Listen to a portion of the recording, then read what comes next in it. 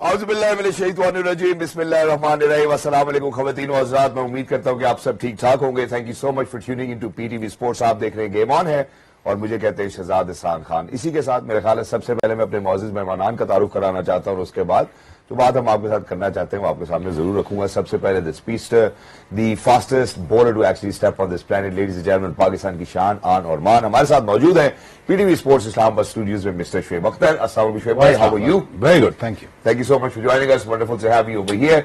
और उन्हीं के साथ खवातीन और हज़रात पीटीवी स्पोर्ट्स इस्लामाबाद स्टूडियोज में मौजूद है the most handsome guy whenever he is on the pitch with the mike और whether he is in the comms box, is the most same voice of Pakistan cricket. Not just that, ladies and gentlemen, he's a former test cricketer himself. He is Mr. Basil Khan. Assalamu alaikum, Basil bhai. How are you? Allah ka shukr.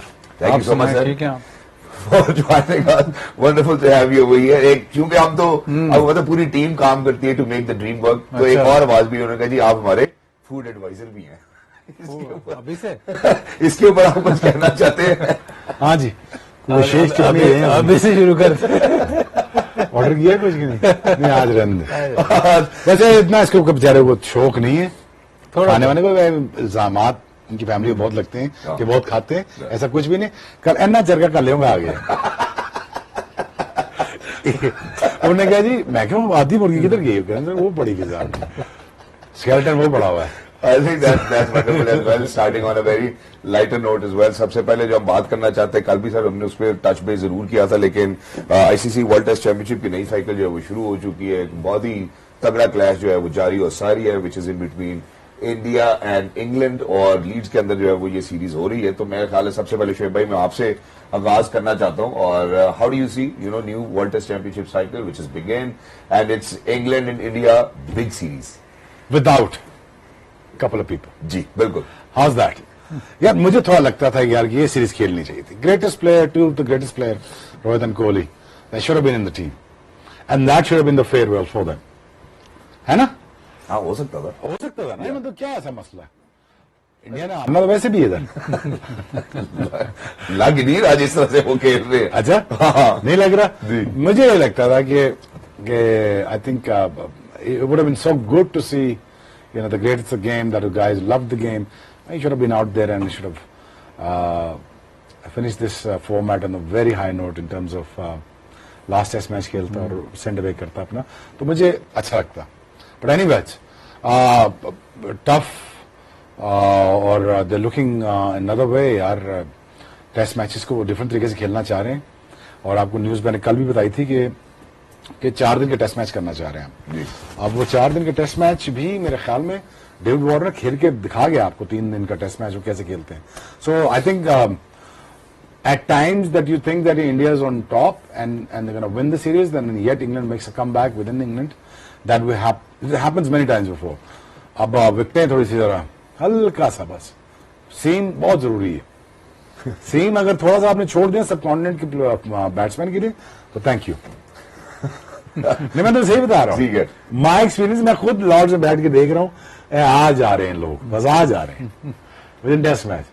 5 out ऐसे हो गए थे। हाँ जी जी बादल भाई, जब हम India और इंग्लैंड की सीरीज की, शुएब भाई की बात तो बिल्कुल ठीक है, लेकिन जिस तरफ इंग्लैंड चल पड़ा है वो भी अफोर्ड नहीं कर सकते अब सीम। हाँ, अगर हल्का सा सीम हो तो वो जिस तरह चलाते हैं वो नहीं चलता। उनकी टीम, वो उनकी जो बैटिंग है वो बहुत वन डायमेंशनल हो गई है। ये बेसबॉल आप कह लें, जो भी कह लें, लेकिन जब तक वो पिच बिल्कुल ही चिट्टा नहीं होगा, जब तक बॉल सीम नहीं होगा, स्विंग नहीं होगा, तो उनकी बैटिंग आपको, पाकिस्तान में आके उन्होंने इसी तरह मारा, पर जब बॉल स्पिन होगा या जब सीम होगा तो वो प्रॉब्लम में आएंगे। उनको, इंग्लैंड को सबसे बड़ा प्रॉब्लम अभी तक जो है वो एंडरसन और स्टुअर्ट ब्रॉड का है। बहुत बड़े बॉलर थे इंग्लैंड में स्पेशली। वो आपको दोनों ही दो टीम में होते थे, वो टेस्ट मैच आपको जिता जाते थे। अब उनके पास जो बॉलिंग अटैक है वो उस तरह पोटेंट नहीं है, even in their home conditions. तो प्रॉब्लम तो है। अब देखें, जब सबसे इंटरेस्टिंग बात तो सीरीज से पहले बेन स्टोक्स ने की। जब मकलम आया और बेन स्टोक्स कप्तान बने तो उन्होंने कहा जी we are in the entertainment business. मतलब उन्होंने कहा कि हमने एंटरटेन करना है, रिजल्ट्स डोंट मैटर। अब उसने कहा है सीरीज से पहले, अब उसको वापस आए हैं वो इस तरफ कि entertainment yes but we have to win. और जो ये साइकिल है अब 3 साइकिल्स हो गए, उसमें इंग्लैंड फाइनल में नहीं पहुंचा।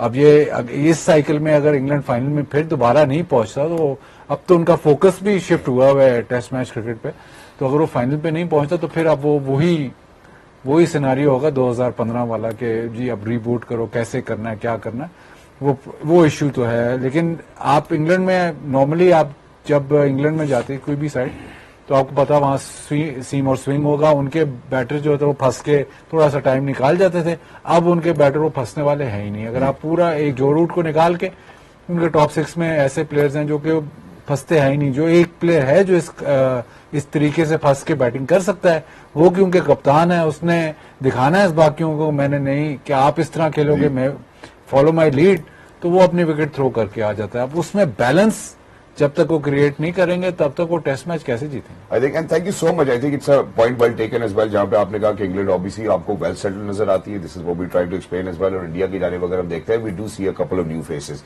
एक और जब हमने जो कल की प्लानिंग के हवाले से भी बात की, मैं आज भी बात करना चाहता हूं कि अगर हम उनकी प्लानिंग को देखते हैं तो I think they planning is top notch, क्योंकि हम उनके इंडिया की ए टीम की बात करें, अंडर 19 की बात करें, वो भी वही खेल रहे हैं जहां अभी टेस्ट सीरीज चल रही है। अब अगर उनको जरूरत पड़ती है खिलाड़ियों की, in case that need some people to come in and probably replace other players or development of their players as well, आपको लगता है कि यार इस तरह की प्लानिंग शायद पाकिस्तान को भी अडॉप्ट करनी चाहिए? पाकिस्तान को करनी तो चाहिए अडॉप्ट, लेकिन आप ये देखें कि पाकिस्तान अभी क्या है, अभी जून है जी, आपका फर्स्ट क्लास कब शुरू होता है? सितंबर, अक्टूबर, लेकिन अभी किसी को पता नहीं है कि अभी नहीं आया स्टेप। तो ये जो आप जो प्लानिंग कह रहे हैं ना, ये प्लानिंग दूर की होती है, पहले से होती है, ये अब से नहीं होती कि हाँ जी आप एकदम कर लें। अब ये जो सारा सिलसिला है, ये इंडिया या इवन इंग्लैंड जब जाता है टूर पे तो उनकी लायंस की टीम साथ गई होती है। वो इंडिया जैसे पाकिस्तान नहीं आते, लेकिन कहीं भी जाते हैं, श्रीलंका जाते हैं, इंडिया जाते हैं, जहां भी जाते हैं, इवन ऑस्ट्रेलिया जाते हैं, लायंस की टीम साथ गई होती है। तो वो जो 11-16 का स्क्वाड या 18 का स्क्वाड तो है, प्लस अगर रिप्लेसमेंट चाहिए तो वो इंग्लैंड से नहीं आएगा या वो इंडिया से उड़ के नहीं आएगा, वो वहीं पे खेल रहा होगा। तो वो जो 30-35 बंदे आपने आइडेंटिफाई किए में, वो वहीं पे खेल रहे होते हैं, तो वो उसका बहुत फायदा है। प्लस ये छोड़े, टूर को छोड़ें, इवन अगर ए टीम से शोएब भाई ने टूर किया है, वो जो ए टीम का पूरा टूर है, जब आप इंग्लैंड या फॉरेन कंट्री में जाके पूरा ए टीम का टूर करते हैं या अंडर 19 का टूर करते हैं, वो आपको फायदा देता ही है और वही डेवलपमेंट है। और हम बहुत सारे लोग ये कहते हैं कि जी पाकिस्तान की टीम अपना डोमेस्टिक नहीं अभी तक सीधा कर सका, ये तो उससे एक स्टेप आगे की बात है ना कि जी टूर है, हमारी ए टीम कहाँ जाएगी। आपकी तो ए टीम की फॉर्मेशन है ही नहीं, बिकॉज आपकी डोमेस्टिक का अभी तक समझ ही नहीं लग रहा। आपने पिछले में तो मेंटोर्स रखे हुए थे, वो आप पता नहीं वो जो चैंपियंस कप और चैंपियंस वो होना था जो कि जिससे आपको सारे प्लेयर्स मिल रहे थे, वो तो मेरा ख्याल अबॉलिश हो गया। तो जब तक वो सीधा नहीं होगा, ये तो उससे अगला स्टेप है। हम पहले ही अगला स्टेप देख रहे हैं, वहां तक पहुंचने के लिए पहले यहाँ पे तो सीधा करना। बाजिल भाई ने जैसे शोएब भाई अभी तस्करा किया, मैं उसी को जरा आगे लेकर चलना चाहता हूँ आपके साथ। वो ये है कि आपने भी ए टीम का टूर किया, आउट किया, उसके बाद पाकिस्तान की टीम में आपकी इंक्लूजन हो जाती है। How important it is for Pakistan to have such a setup जहां पे हम खिलाड़ी प्रोड्यूस भी करते रहे और प्लेयर डेवलपमेंट भी होती रहे और ए टीम पाकिस्तान का सबसे ज्यादा स्ट्रॉन्गेस्ट जो फोटे था ना, वो था पाकिस्तान ए एंड पाकिस्तान 19। ठीक है, जो भी मैंने पाकिस्तान ए जब भी मैंने देखी 93 में, 4 में, 5, 6, 9, अंडर 19 सारे ईयर्स निकाल के दो, वो सारे पाकिस्तान खेले। अब मुझे ये बता दो कि अंडर 19 और पाकिस्तान ए के टूर्स कितने हैं पिछले 5-10 सालों में? हार्डली एनी, रेयर है, वेरी रेयर। ट्रू। और प्लस अगर अब जब जायसवाल ने कर दिया है, जायसवाल कहां की प्रोडक्ट है? नीचे से ही आई है ना, बिल्कुल ऐसे ही। उसको एक सिस्टम प्रोवाइड किया, बट अगेन या फिर वहां बात फंस जाएगी, can you afford it? You can't ना शहजाद। तुम अफोर्ड करोगे तो भिजवाओगे ना। तुम अफोर्ड कर सकते हो 30 दिन का या 40 दिन का टूर, और तभी 30 बंदे भिजवाओगे ना। ट्रू। ये तो नहीं हो सकता ना बैर इकोनॉमिक्स के आज ही आ जाए जी, अगले नहीं रखेंगे ना यार। सही बात है। आपको ये जो एक्सपेंस होते हैं ना ए टीम वाले, ये आपको मोस्ट ऑफ टाइम खुद बेयर करने पड़ते हैं। और टूर अगर ऑर्गेनाइज हो जाए, जैसे पाकिस्तान ए टूर ऑर्गेनाइज होता था, वेस्ट इंडीज जाते थे, न्यूजीलैंड खेलते थे, मैं खेला हूं, इंग्लैंड में खेला हूं, उसमें सिवाय एक बंदे के पूरा पाकिस्तान खेला है, वो पूरी टीम। सो उस पूरी टीम के लिए आपको एक पूरा सेटअप चाहिए, पूरा एक मैकेनिज्म चाहिए जो उसको चलाए। वो सारा बर्डन ले रहा था आपका डिपार्टमेंट, वो बर्डन लेता था आपका पीसीबी। पीसीबी आपके अंडर-19 के कोचेस बड़े जबरदस्त थे। मैं hats off to the coaches of under nineteen team in my eras and the boards that I had back in 93 till 2000। मैंने बहुत क्रिकेट खेली है, रीजनल भी, अंडर-19 भी, पाकिस्तानी भी, बाकी सारे भी। वो सारा स्ट्रक्चर ही यार सारा उड़ गया हुआ है। ठीक है। अब तो बेसिकली यार 5 को निकाला तो 5 को एडजस्ट करना, 5 ने नई जॉब्स लेनी है।